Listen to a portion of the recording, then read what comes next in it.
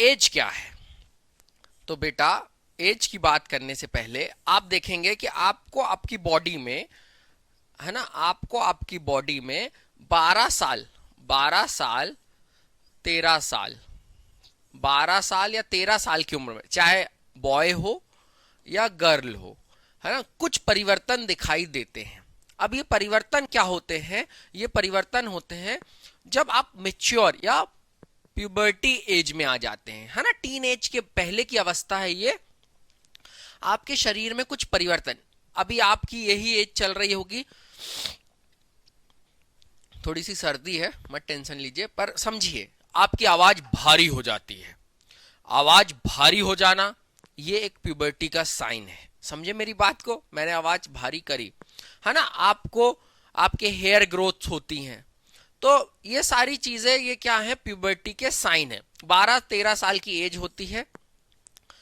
कई चीजें जैसे आपकी आवाज का भारी होना, मुहासे निकलना, कि आप समझते हैं पिंपल्स, पिंपल्स निकलना भी इसी समय की बात है। तो ये कुछ परिवर्तन है जिसको हम प्यूबर्टी एज कहते हैं। इसका मतलब ये नहीं है कि आप परिपक्व हो गए हैं, नहीं, आपकी बॉडी परिपक्व हो गई है, ग्रोथ परिपक्व हो गई है ना, ये बात समझिएगा। लड़कियों में क्या होता है? तो उनके ब्रेस्ट का साइज बढ़ जाता है ना, उनकी मेंस्ट्रुएशन साइकिल स्टार्ट हो जाती है। ये सारी चीजें आपको दिखती हैं, इसको हम प्यूबर्टी एज कहते हैं। देखिए हंसिएगा नहीं, ये बहुत सिंसियर टॉपिक है, अच्छे से समझिएगा, परीक्षा की दृष्टि से भी और व्यवहारिक जीवन की दृष्टि से भी। मैं बिल्कुल कह रहा हूं, मैं जब ऑफलाइन में ये टॉपिक पढ़ाता हूं, बच्चे बहुत सिंसियरली पढ़ते हैं और समझते हैं, है ना। आप ऑनलाइन हैं तो आप अपने घर वालों का परिचय दे रहे होंगे इस टॉपिक में, यदि अंड संड बातें करी आपने तो मैं क्लियर कर दे रहा हूं ये चीज, है ना। चलिए, तो व्हाट डज प्यूबर्टी, यौवन अवस्था क्या है, ये हमको आज पढ़ना है। तो शरीर पहले विकास को प्राथमिकता देता है। क्या देता है? द बॉडी ग्रोथ फर्स्ट, है ना, पहले प्रायोरिटीज को दी जाती है बॉडी ग्रोथ को, और प्रजनन ऊतक के बाद में परिपक्व होते, क्योंकि शरीर का विकास धीमा हो जाता है। यहां से आपका विकास धीमा हो जाता है। तो क्या होती है सेक्सुअल मैच्योरिटी इंडिकेटर लड़कों के लिए और लड़कियों के लिए हम पढ़ते हैं, बिल्कुल सीरियसली पढ़ना है, कोई दिक्कत नहीं है। शरीर में परिवर्तन, बालों का उगना, शरीर की संरचना, बिल्कुल प्रजनन के लिए तत्परता के संकेत, है ना, आपको कुछ चेंजेस दिखते हैं, हार्मोनल चेंजेस दिखते हैं, ये सारी चीजें आती हैं। और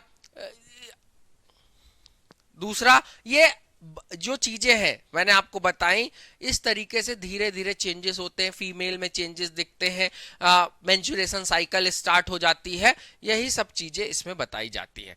तो मेल गैमेट क्या होता है? तो सबसे पहले बात है, मेल इसको कहते हैं शुक्राणु या स्पर्म सेल, है ना, ये मूवेबल होता है, और इसको कहते हैं एग या अंडा कोशिकाएं, जो बनती है फीमेल में। अब मेल हार्मोन कौन से हैं? टेस्टोस्टेरोन, है ना, प्रोजेस्टेरोन फीमेल में होता है, सब पढ़ेंगे। तो मेल में स्पर्म सेल होती है, फीमेल में एग या ओवरी कहते हैं, वो बनता है। इनका जब फ्यूजन होता है तो फर्टिलाइजेशन होता है, जिसको हम धीरे धीरे पढ़ने वाले हैं, समझने वाले हैं। व्यवहारिकता को समझिएगा अच्छे से। तो सबसे पहले हम चलते हैं, देखिए मैं आपको पहले डायग्राम दिखाऊंगा, है ना। ये है मेल रिप्रोडक्टिव ऑर्गन, है ना, मेल रिप्रोडक्टिव ऑर्गन है, जिसमें आप देखिए कुछ चीजों को बहुत अच्छे से देखिए। ये है, सॉरी चित्र कलर बदलना पड़ेगा मुझे। ये देखिए, ये है स्क्रोटम, ठीक है, ये है टेस्टिस, ये है यूरेथ्रा। आपने उसमें पढ़ा हुआ है, यूरेथ्रा काय में पढ़ा हुआ है जब हम एक्सक्रीशन पढ़ रहे थे। दो ग्लैंड है, जो दो ग्लैंड है, ये कौन कौन सी ग्लैंड? एक होती है पोस्ट्रेट ग्लैंड और एक होती है सेमीफिनल वेसल्स, है ना, और एक होता है वास डिफरेंस और एक होता है यूरेथ्रा। और कैसे चीजें चलती हैं ये अभी पहले आप लोकेशन, ये इंपॉर्टेंट है, इस चित्र की आपको प्रैक्टिस करनी पड़ेगी। और ये परीक्षा की दृष्टि से आईएमपी है, परीक्षा की दृष्टि से आईएमपी है, याद रखिएगा ये चीज, है ना, इंपॉर्टेंट है, इसलिए बता रहा हूं। ये चित्र इंपॉर्टेंट है, समझिएगा। वाज डिफरेंस का क्या काम है सब बताऊंगा, हिंदी में क्या कहते हैं सब बताऊंगा। पहले चित्र को देखिए, ये इंपॉर्टेंट है, पूछा जाता है ना। वेसल्स क्या है, ये देखो, ये ग्लैंड बनी हुई है बेटा, ये दो ग्लैंड है ना, ये दो ग्लैंड है। यहां से आप, ठीक है, किस तरीके से चीजें होती अब अपन पढ़ते हैं। सबसे पहले आते हैं टेस्टिस, जिसे हम वृषण कहते हैं हिंदी में, और इसका काम क्या है, टेस्टोस्टेरोन का स्त्रावण करना। क्या है टेस्टोस्टेरोन, एक हार्मोन है, ये इंपॉर्टेंट है। टेस्टोस्टेरोन का, टेस्टिस का काम क्या है, सबसे पहले अंग याद रखिए, testis, scrotum, vas deferens. Testis, scrotum, vas deferens. वृषण, अंडकोश, शुक्राणु वाहिनी। वृषण, अंडकोश, शुक्राणु वाहिनी। Testis, scrotum, vas deferens. Clear है। टेस्टिस क्या होते हैं, ये कहां पर होते हैं, पढ़ लीजिएगा। मेन काम क्या है, produce sperm and secret testosterone hormone. तो स्पर्म, स्पर्म कौन प्रोड्यूस करता है, तो टेस्टिस करते हैं। क्या, कौन स्पर्म प्रोड्यूस करता है, टेस्टिस करते हैं। तो शुक्राणु उत्पन्न करने का काम किसका है, वृषण का है। यहां तक क्लियर है। अब आते हैं स्क्रोटम, है ना। ये क्या है, इसका क्या है, शुक्राणु जो हुए हैं उनको तापमान नियंत्रण रखना। बहुत इंपॉर्टेंट क्वेश्चन है बेटा ये, है ना। स्क्रोटम, अंडकोश, इसका क्या काम है, ये जो हमारे बॉडी टेम्परेचर जो होता है, इस जो टेम्परेचर होता है उसको नियंत्रित रखता है। Maintain a lower temperature for a sperm production, शुक्राणु उत्पादन के लिए निम्न तापमान बनाए रखना। तो क्या होता है, ये मुख्य काम होता है किसका, स्क्रोटम। कहां पर है सर, ये रुक जाओ दिखा देता हूं। ये लिखा स्क्रोटम 1 नंबर, है ना। ये लिखा टेस्टिस। यहां क्या बने बेटा, यहां पर स्पर्म बनते हैं, है ना, यहां पर स्पर्म बनते हैं। और ये जो है यहां पर ये स्पर्म जब बन गए तो स्क्रोटम इनका टेम्परेचर कंट्रोल रखता है। क्या करता है, टेम्परेचर कंट्रोल करता है। देखो बिल्कुल हंसी मजाक मत करना इस लेक्चर में, मैं बाहर निकल के मारूंगा। फालतू बातें नहीं करनी है, अच्छे से पढ़ना है, समझना है। बहुत जरूरी चैप्टर है ये परीक्षा की दृष्टि से। तो ये स्क्रोटम, ये टेस्टिस है, यहां पर स्पर्म बने और स्क्रोटम ने टेम्परेचर कंट्रोल किया, निम्न टेम्परेचर रखा। क्लियर है ये मेरी बात। चलो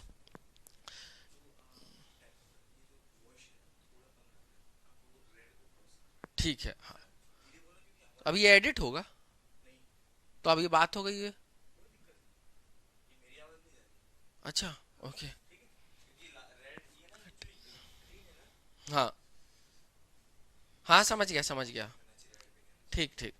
तो समझ गया बेटा, है ना, थोड़ा सा कम्युनिकेशन जरूरी है। चलिए, तो यहां समझ गए। तो अब आ जाते हैं, सबसे पहले टेस्टिस पढ़ लिया और हमने स्क्रोटम पढ़ लिया, मतलब वृषण और अंडकोश। यहाँ पे चित्र में आपको दिखाई दिया। अब बाज डिफरेंस या शुक्राणु वाहिनी, ये क्या होता है, जब हम इजुकुलेशन करते हैं, इजुकुलेशन करते हैं या स्खलन के दौरान मूत्र मार्ग, मतलब हमारे जो यूरेथ्रा होता है उससे बाहर पहुंचाता है स्पर्म को, है ना। क्या करता है, स्खलन के दौरान शुक्राणु को मूत्र मार्ग तक पहुंचाता है। देखो ट्यूब्स के काम क्या होते हैं, देखो कोई अंतर नहीं है। ट्यूब्स के काम क्या होते हैं, ट्यूब्स, एक ए प्लेस है एक बी प्लेस है। ये ट्यूब का काम है कि इसको जो यहां पर है स्क्रोटम से ये ट्यूब इसको कहां तक पहुंचा दे, यूरेथ्रा तक पहुंचा दे। बेटा यही काम होता है ना, यही काम होता है, जो ध्यान रखना है। क्लियर है।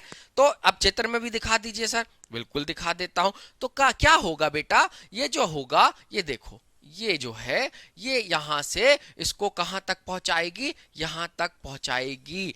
तो ये इसका काम है। ये देखो ये नली, ये देखो ये देखो ये देखो, यहां तक पहुंचाने का काम है किसका, वाज डिफरेंस का। गुड, है ना। अच्छे से, आप अच्छे बच्चे हैं, मुझे बहुत अच्छा लग रहा है, आपको समझ में आ रही हैं चीजें।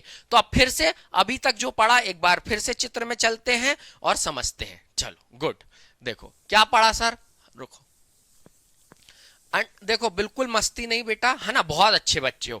सबसे पहले आपने टेस्टिस पढ़ा, जो टेस्टोस्टेरोन और स्पर्म बनाता है। क्या बनाता है, टेस्टिस टेस्टोस्टेरोन और दूसरा स्पर्म बन गया। अब स्पर्म का जो लो टेम्परेचर रखना है वो काम किसका है, तो स्क्रोट्रम का है। ठीक है, अब ये देखो ये वास्ट डिफरेंस है। तो एक नंबर क्लियर हुआ, दो नंबर क्लियर हुआ। अब तीसरा नंबर है वास्ट डिफरेंस। ये देखो बेटा, ये देखो ये यहां तक पहुंचा दिया, कहां तक, यूरिथ्रा तक। तो ये कहानी समझ में आई, ये कहानी समझ में आ गई तो बहुत अच्छी बात है। ये सारी चीजें मैंने आपको अभी तक बताई है। चलो अब चलते हैं, यहां तक कोई दिक्कत? सर ये क्या लिखा हुआ है, कहां पे स्थित होते हैं, तो ये बाहर स्थित होते हैं। थैलीनुमा पेशी संरचना, इसमें कोई दिक्कत नहीं है। ये लिखा हुआ है बेटा, ये क्या लिखा, अधिवषण को मूत्र मार्ग से जोड़ने वाली नली, tube connecting the epididymis to the urethra. Simple सा सवाल है, कोई दिक्कत वाली बात नहीं है ना, ये मैंने आपको समझा दिया। अब आते हैं सेमिनल वेसल्स, है ना, शुक्राणु पुटिका, है ना, सेमिनल वेसल्स, ये बहुत इंपॉर्टेंट है। देखिए क्या होता है, जो स्पर्म होता है वो थोड़ा सा उसमें थोड़ा सा लिक्विड की जरूरत होती है ना। तो इस पर सीमेन मिलता है, क्या मिलता है, सीमेन। ये देखो ये लिखा हुआ है, इसमें सीमेन या वीर का भाग बनता है और सीमेन जुड़ जाता है। तो शुक्राणु पुटिका या सेमिनल वेसल्स जो होती हैं वो क्या काम करती हैं, सीक्रेट फ्लूइड दैट, जो सीमेन होता है वो फ्लूइड का नाम क्या है, वो सीमेन है। और वो क्या करता है, स्पर्म को पोषण, न्यूट्रिएंट प्रदान करता है। यही लिखा है, अपन पढ़ लेते हैं। शुक्राणु को पोषण देने वाला द्रव स्त्रावित करना और वीर का भाग बनाना, उसको क्या कहते हैं, फ्लूइड को, उसको सीमेन कहते हैं बेटा। क्या कहते हैं, सीमेन कहते हैं। क्लियर है, तो यहां पर सीमेन मिल जाता है। अब इंपॉर्टेंट एक आती है पोस्ट्रेट ग्लैंड, है ना। अब पोस्ट्रेट ग्लैंड जो होती है वो बहुत इंपॉर्टेंट है, शुक्राणु को अम्लता से बचाने वाले द्रव को स्त्रावित करती है, secret fluid that protect sperm from acidity. Clear है। और प्रोस्टेट ग्लैंड कहां पे है सर, तो ये रही बेटा, ये रहा सेमिनल वेसल्स, एक ये रही, और पोस्टेट ग्लैंड ये रही, कहां रही बेटा, ये रही। क्लियर है, तो यहां पर क्या मिला, यहां पर क्या मिला बेटा, फ्लूइड मिला। कौन सा फ्लूइड मिला, तो सीमेन मिला। क्या काम था इसका, न्यूट्रिशन देना इसका काम था। और फिर एसिडिटी से कौन बचा रहा है, पोस्टेट ग्लैंड बचा रही है। बहुत अच्छे से, वेरी गुड, बहुत अच्छा, वेरी गुड। तो अब चलते हैं आगे। तो यहां तक की कहानी आपको क्लियर हो गई, प्रोस्टेट ग्लैंड तक की। अब ब्लडर, है ना, ब्लैडर जो होता है हमने पढ़ा हुआ है, जहां पर हमारी यूरिन स्टोर होती है। तो आपको ये तो पढ़ा है, पता हुआ है। ठीक है, आगे चलते हैं।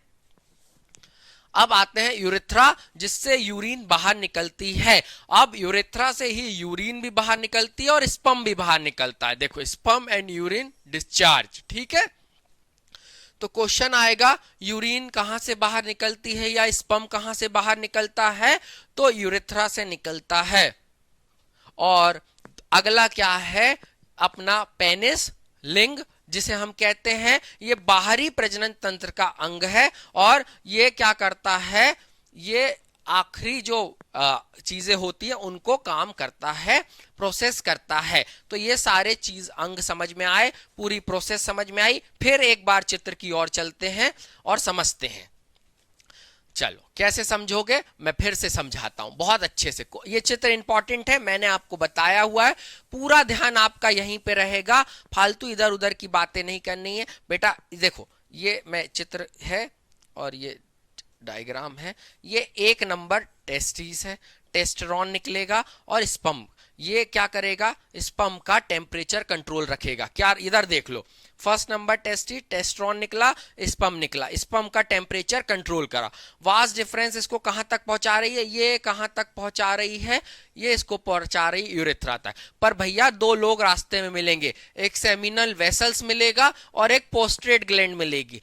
सेमिनल वेसल्स इसमें एक फ्लूइड डाल देगा, कौन सा फ्लूइड डाल देगा, सीमेन, जो न्यूट्रिएंट प्रदान करता है। और ये क्या करता है, इसको एसिडिटी, अम्लता से प्रोटेक्ट करता है। फिर इसके बाद मूत्र मार्ग के थ्रू या अपना यूरेथ्रा के थ्रू ये बाहर निकल जाता है। और जो बाहरी प्रजनन अंग है उसको हम पेनिस कहते हैं। यहां तक की कहानी क्लियर, कोई डाउट नहीं होना चाहिए। Very good.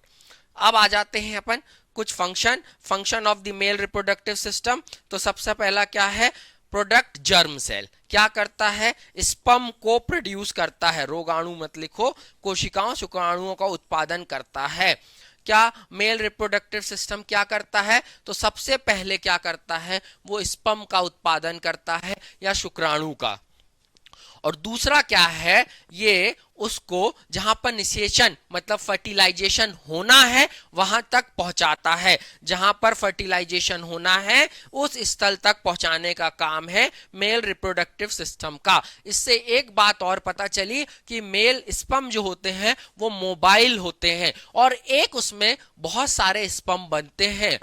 तो यहां पर मैं आपको एक बहुत जरूरी बात बताना चाहता हूं कि मेरी बात ध्यान से सुनना, अटेंशन, ध्यान से सुनो, कि जिंदगी में कभी भी अपने आप को हारा हुआ महसूस करो तो याद रखना दुनिया में आने की पहली रेस तुमने जीती हुई है। तो आप उस रेस को जीते हुए हैं, आप विनर हैं, इसलिए आप आए हैं पृथ्वी पे। तो आप अपने आप को लूजर महसूस ना करें, आपने जिंदगी की और सबसे कठिन एग्जाम को जीता हुआ है। ठीक है, गुड। चलो, तो यहां तक क्लियर है, आगे चलते हैं। अब की कंसेप्ट जो निकलते हैं, है ना। तो सबसे पहले मैंने आपको क्या बताया था, स्क्रोटम। स्क्रोटम का मेन फंक्शन है मतलब अंडकोश क्या करता है बेटा, ये टेम्परेचर, जो टेम्परेचर चाहिए है उसको बनाए रखने में मदद करता है, याद रखिएगा, बहुत जरूरी है। और दूसरा टेस्टोस्टेरोन हार्मोन, ये क्या है, प्यूबर्टी एज में सीक्रेट होना स्टार्ट होता है जब आप मैच्योर होते हैं। और इसी का मेन काम है टेस्टोस्टेरोन पुरुष और यौवन मतलब प्यूबर्टी को, शुक्राणु उत्पादन को नियंत्रित करता है। गुड, है ना।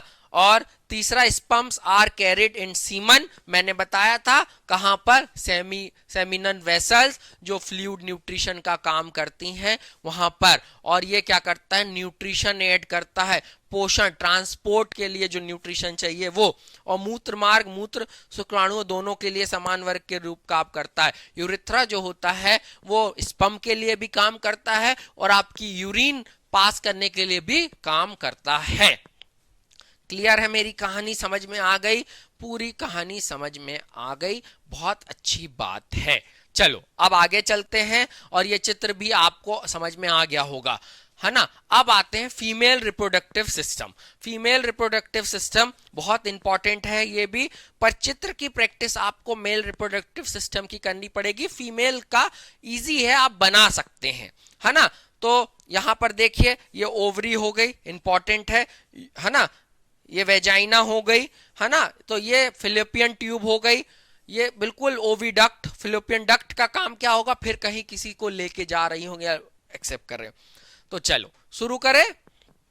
गुड, तो सबसे पहला ओवरी मतलब अंडाशय, है ना। ये क्या होता है, यहां पर एस्ट्रोजन और प्रोजेस्टेरोन हार्मोन होते हैं। क्या होते हैं, प्रोजेस्टेरोन और एस्ट्रोजन हार्मोन का स्त्रावण या सीक्रेशन होता है, याद रखिएगा, एस्ट्रोजन और प्रोजेस्टेरोन, है ना। वहां पर क्या था, टेस्टोस्टेरोन, टेस्टिस में टेस्टोस्टेरोन और ओवरी में प्रोजेस्टेरोन और एस्ट्रोजन। क्लियर, ठीक है, याद रखिएगा ये चीज। तो चलो पढ़ते हैं। मादा युग्मक अंडाणु या अंडे, एग्स, है ना, उत्पन्न करते हैं, एस्ट्रोजन और प्रोजेस्टेरोन का स्त्राव करते हैं। ये इंपॉर्टेंट है कि एस्ट्रोजन और प्रोजेस्टेरोन कहां से सीक्रेट होता है, तो बेटा ओवरी या अंडाशय से सीक्रेट होता है। ये बहुत जरूरी था, इसको याद रखिएगा। ओव्यूलेशन का मतलब क्या होता है, अंडाशय से अंडाणुओं का बाहर आना, मतलब निकलना, अंडाशय से अंडाणुओं का मतलब, अंडाशय से जब अंडाणु बाहर आते हैं, और आमतौर पर एक मंथ में एक बार होता है ये, आमतौर पर, है ना, एक्सेप्शन जरूरी है, केमिस्ट्री पढ़ी रहे हो, पर एक बार होता है, ठीक है। और ये पूरी प्रोसेस अभी हम आगे पढ़ेंगे। मेंस्ट्रुएशन साइकिल बहुत इंपॉर्टेंट है परीक्षा की दृष्टि से, वो 28 दिन की पूरी एक साइकिल होती है, और मतलब, है ना, उसको समझेंगे। तो ओव्यूलेशन जो होता है वो क्या है, जिसमें अंडाशय से अंडाणु मुक्त करते हैं। ओव्यूलेशन प्रोसेस इंपॉर्टेंट है, 1 mark, 2 mark, 3 mark, MP board short question में आ सकता है, तो इसको याद रखिएगा। क्या है ये, कि वह प्रक्रिया जिसमें अंडाशय अंडाणुओं को मुक्त करता है उस प्रक्रिया को कहते हैं ओव्यूलेशन। और ओवरी के समय कौन से, एस्ट्रोजन और प्रोजेस्टेरोन, बहुत इंपॉर्टेंट हैं ये दोनों, याद रखिएगा। वेरी गुड, बहुत अच्छे से आपने समझा है। आगे चलते हैं, फिलोपियन ट्यूब। फिलोपियन ट्यूब क्या होती है, ये दोनों ओर से निकलती है, अभी वो ऐसे है ना निकलती है बिल्कुल। और इसका काम क्या है, सबसे अच्छा काम जो है मतलब जरूरी काम है, अंडे को गर्भाशय तक पहुंचाना, है ना, अंडे को गर्भाशय तक पहुंचाना इसी का काम है, और निषेचन के लिए स्थान प्रदान करना। तो क्वेश्चन पूछेगा निषेचन के लिए स्थान कौन प्रदान करता है, तो फिलिपियन ट्यूब करती है, बिल्कुल सही। और फिर इसके बाद आता है गर्भाशय। गर्भाशय ये श्रोणि गुहा में स्थित है ना, ये कोई जरूरी नहीं, विकासशील भ्रूण को आश्रय और सहारा देता है और आह्वान एंड्रोमेट्रियम में होता है।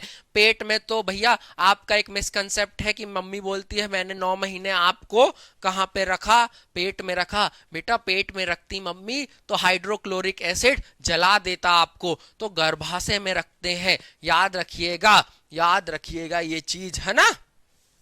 Good, very good.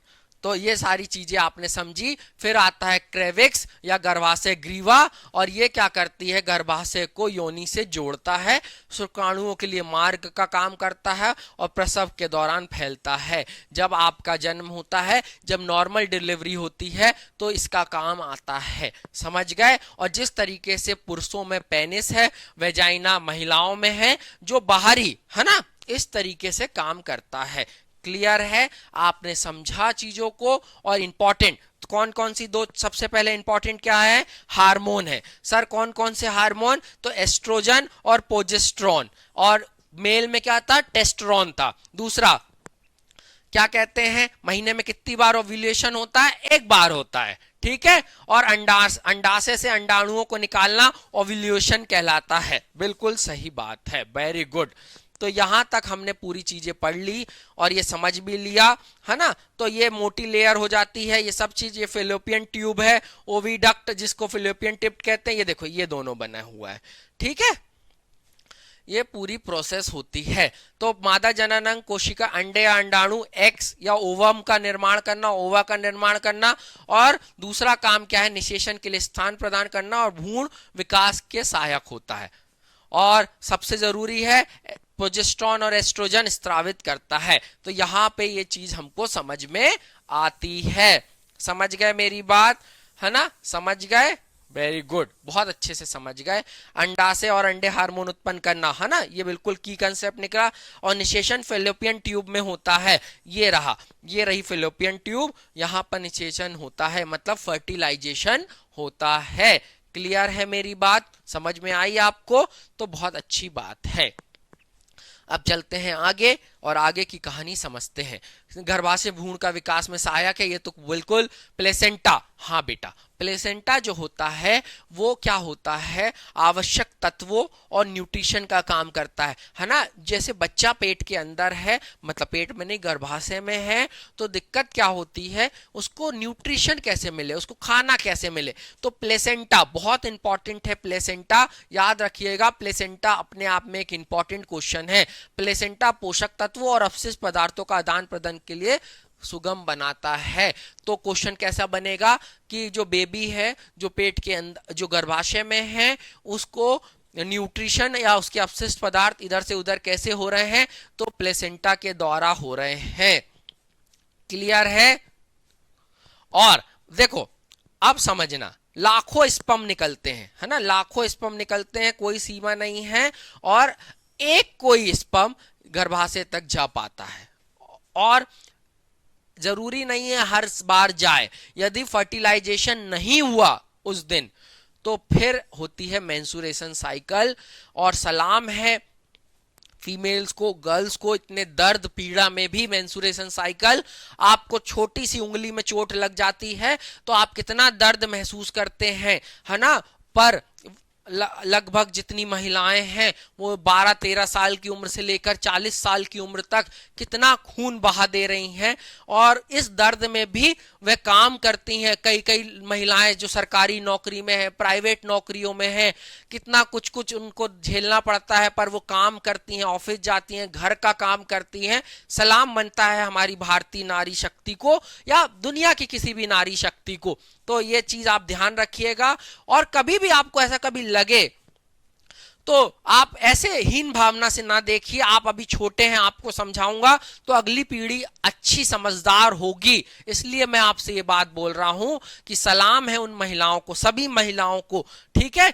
तो आपको कभी ऐसी किसी स्थिति में, बस में, गाड़ी में, या आपके ऑफिस में, आपके स्कूल में, कभी किसी अपनी बहन, माँ, बेटी की मदद कर सकें तो जरूर करिएगा, है ना। उनको जगह देकर, उनको कुछ मदद करके, पानी पिला के।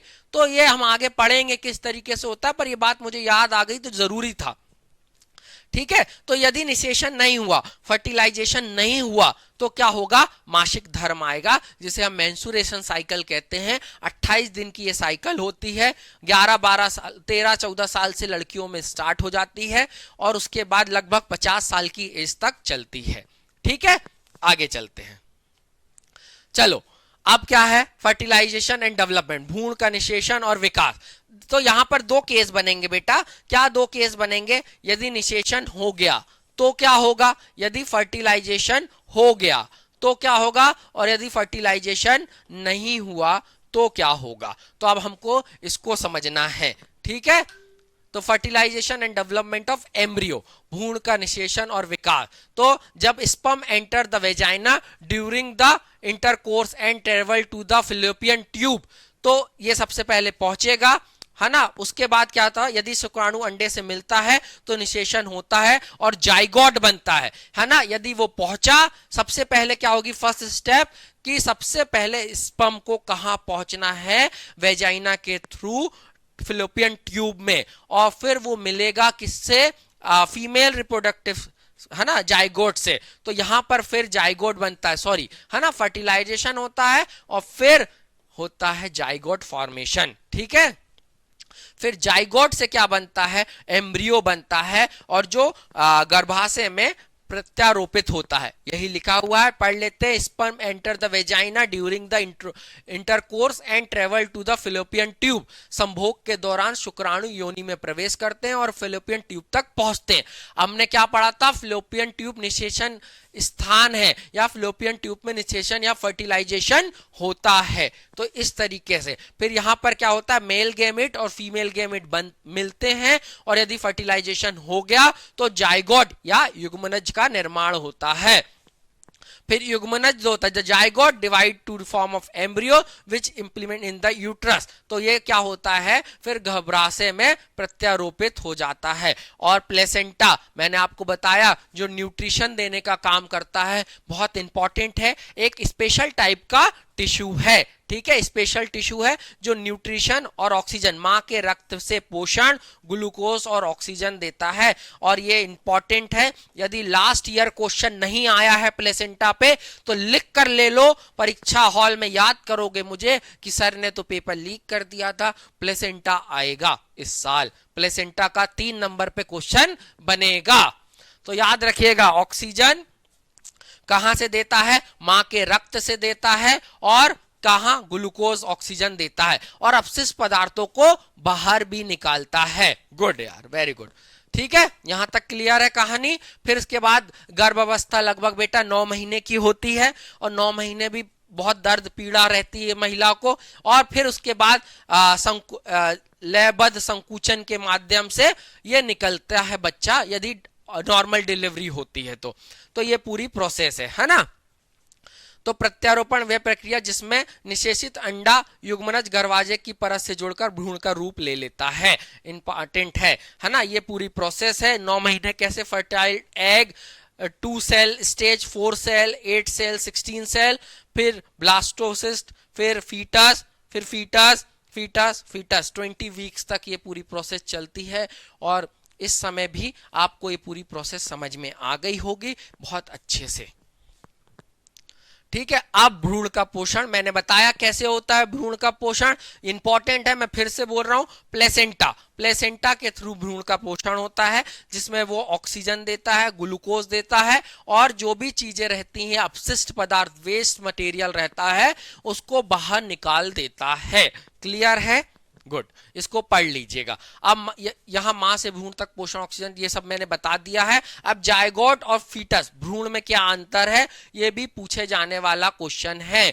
तो देखो सिंपल सी बात है, जब फर्टिलाइजेशन होता है एग जायगोट बनता है, तो और फीटस क्या है, जब फर्टिलाइजेशन हो गया उसके बाद, तो देखिए यह शुक्राणु के अंडे के साथ संलयन से बनने वाला निषेचित अंडा है। फर्टिलाइजेशन जो हुआ, स्पर्म और ओवम मिले, फर्टिलाइजेशन हुआ, तो जो बना वो जायगोट है। पर उसके बाद जब वो विकसित हुआ, ये भ्रूण की व्यवस्था जिसमें एक परिपक्व जीव, देखा, विकसित, डेवलप, ये योग अंग दिखाई देने लगते हैं। और इस पर बैन है कि आप कभी भी जब महिला प्रेग्नेंट है तब लिंग की जांच नहीं करवानी चाहिए। ठीक है।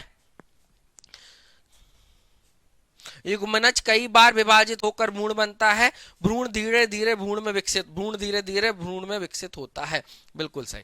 अब आते हैं यदि निषेचन, what happens when the egg is not fertile, जब अंडा निषेचित नहीं होता है तो क्या होता है। देखिए जो फीमेल रिप्रोडक्टिव सिस्टम है वो हर महीने स्पर्म का इंतजार करते हैं कि स्पर्म आएगा, फर्टिलाइजेशन होगा, और फर्टिलाइजेशन नहीं होता है, एक दिन तक वो जीवित रहते, फर्टिलाइजेशन नहीं होता है, तो फिर वही मासिक धर्म या मेंस्ट्रुएशन साइकिल होती है, उसके माध्यम से वो रक्त के थ्रू निकल जाता है। तो सबसे पहले फर्टिलाइजेशन नहीं हुआ तो क्या होगा, रुको, अब बहुत इंपॉर्टेंट है, ये भी इंपॉर्टेंट क्वेश्चन है इस चैप्टर का, तो सब समझो। रुको यार, ना व्हाइट लेता हूं ना ब्लैक, रेड ले लेता हूं, है ना। चलो, तो यदि निषेचन नहीं होता है तो अंडा कितने दिन तक जीवित रहता है, एक दिन तक जीवित रहता है। गर्भाशय हर महीने में संभावित गर्भावस्था के लिए अपनी परत तैयार रखता है, ये मैंने अब भी आपको ये बात बताई है ना, कि गर्भाशय जो होता है वो हर महीने तैयार रहता है फर्टिलाइजेशन के लिए। ठीक है। अब स्पर्म पहुंचा कि नहीं पहुंचा, और वो इतनी स्पीड में होना चाहिए कि वहां तक पहुंच पाए, ये भी जरूरी है।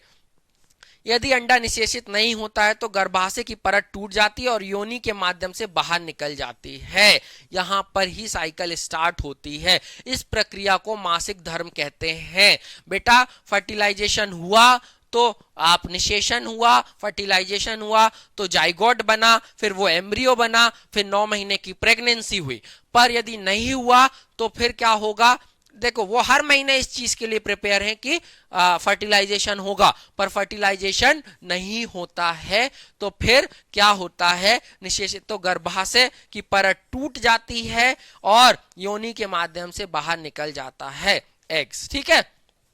इस प्रक्रिया को मासिक धर्म कहते हैं, जो 2 से 8 दिनों तक चलती है, और मासिक धर्म चक्र लगभग 28 दिनों तक दोहराया जाता है ना। ये पूरी प्रोसेस होती है जो मैंने आपको बताई, है ना। देखिए स्पर्म आया, यदि गया यहाँ फिलोपियन ट्यूब में, एग बन गया तो यहाँ पर हो जाएगा, पर नहीं गया तो वेजाइना से बाहर निकल जाता है, जिसे खून निकलना कहते हैं। अब मासिक धर्म को समझ लेते हैं। अंडाशय हर महीने में एक अंडा ही जारी करता है ना, एक ही अंडा निर्माण करता है। और क्या करता है, अंडाशय हर महीने में एक अंडा का निर्माण करता है, और हर महीने वो निषेचन की परत को मोटा कर लेता है, फुला लेता है, और निषेचन की पूरी तैयारी करता है। पर निषेचन नहीं होता है तो एक दिन तक इंतजार करता है, फिर वो परत फट जाती है, और फिर उसके साथ ही रक्त स्त्राव होता है ना। ये रक्त स्त्राव बलगम के रूप में बाहर निकलता है, यही मैंने आपको बताया। ठीक है। तो याद रखिएगा, क्या, मैं फिर से समझा देता हूं। जैसे समझो, ए है बॉय, अपन इसको ए है, बॉय मत लिखो, ए है, बी है ना, ये जो है फीमेल है ना। अब क्या सिस्टम बनता है बेटा, ये फीमेल है, अब इसका साइकिल चल रही है, 28 डेज की साइकिल होती है। ये हर बार अपने आप को तैयार रखते हैं फर्टिलाइजेशन के लिए, क्या के लिए, निषेचन के लिए तैयार रखते हैं। अब निषेचन हो गया तो क्या बन जाएगा बेटा, जाइगोट बन जाएगा। क्या बन जाएगा, जाइगोट बन जाएगा। पर यदि नहीं हुआ तो फिर क्या होगा, वेजाइना के माध्यम से वो परत टूट जाती है, और वेजाइना के माध्यम से जब वो परत टूट जाती है तो परत टूटने के बाद मासिक धर्म मेंस्ट्रुएशन साइकिल, वो खून निकलता है, और ये लगभग 2 से 8 दिन तक प्रक्रिया होती है। ठीक है, क्लियर है बेटा, ये पूरी साइकिल समझ में आई तो बहुत अच्छे से, ये भी इंपॉर्टेंट चैप्टर है, इंपॉर्टेंट चैप्टर और इंपॉर्टेंट टॉपिक है, याद रखिएगा। ठीक है, तो याद रखिएगा। अब इसके बाद अपन पढ़ लेते हैं मेल गैमेट जिसे हम स्पर्म कहते हैं, फीमेल गैमेट जिसे ओवम कहते हैं। इंपॉर्टेंट है, मेल गैमेट क्या है, स्पर्म है, और फीमेल गैमेट ओवम है। तो सर एक चीज यहां समझा दीजिए, मतलब क्या होगा, स्पर्म प्लस ओवम जब मिलते हैं तो जाइगोट बनता है। स्पर्म शुक्राणु और अंडाणु मिलते हैं तो युग्मनज बनता है, पर मिलना जरूरी है। यदि नहीं मिले तो क्या होगा, यदि नहीं मिले तो आपका फिर मासिक धर्म चलेगा, है ना। और इसी को कहते हैं परत हर महीने मोटी होती है और फर्टिलाइजेशन की पूरी तैयारी कर रखते हैं। ठीक है, मोबाइल कौन होता है, मैंने बता ही दिया, स्पर्म मोबाइल होता है, मोटाइल होता है, और अंडाणु या ओवम मोटाइल नहीं होते हैं। अब वृषण में उत्पादित होता है, प्रोड्यूस कहाँ होता है, स्पर्म टेस्टिस में होता है, और ये ओवरी में होता है। ये बड़ी संख्या में उत्पादित होते हैं, और प्रति माह केवल एक ही स्पर्म एक महीने में लाखों हजारों करोड़ों बार होते होंगे, पर जो ओवम है वो एक महीने में एक ही होता है ना। क्लियर है, इसी को कहते हैं, ये पूरी प्रक्रिया समझ ली। अब एक लास्ट टॉपिक रह गया है इस चैप्टर का, रिप्रोडक्टिव हेल्थ, जिसको हम आज खत्म करेंगे, जल्दी अगली क्लास में खत्म करेंगे। तो